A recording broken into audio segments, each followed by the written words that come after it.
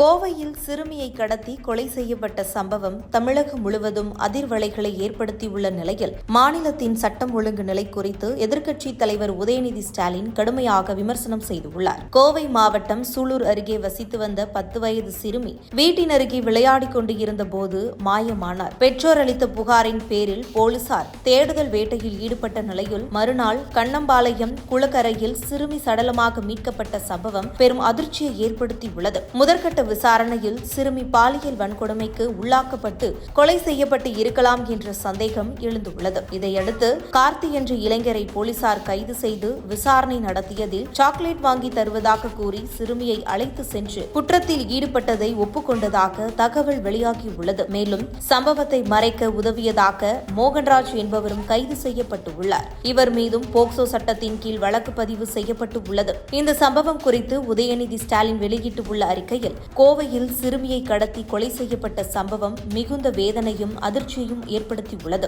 இந்த கொடூர செயலில் ஈடுபட்ட உண்மை குற்றவாளிக்கு கடுமையான தண்டனை விரைந்து வழங்க வேண்டும். பாதிக்கப்பட்ட குடும்பத்துக்கு கழகம் துணையாக இருக்கும் எனவும் தெரிவித்துள்ளார். மேலும் புதிய அரசு பொறுப்பேற்ற 12 நாட்களுக்குள் பாலியல் வன்கொடுமை, கஞ்சா கடத்தல், ரவுடி தாக்குதல், ஆளும் கட்சியினரின் அராஜகம் உள்ளிட்ட 30க்கும் மேற்பட்ட பெரிய சம்பவங்கள் தொடர்ந்து நடைபெற்று வருவது தமிழகத்தின் சட்டம் ஒழுங்கு நிலையை கேள்விக்குறியாக்கியுள்ளது. இனி இதுபோன்ற சம்பவங்கள் நடைபெறாமல் இருக்க சட்டம் ஒழுங்குக்கு முதல்வர் முன்னுரிமை வழங்க வேண்டும் என்றும் அவர் வலியுறுத்தியிருக்கின்றார். இதுகுறித்து உங்கள் கருத்துக்களை கமெண்ட் பாக்ஸில் கமெண்ட் பண்ணுங்க.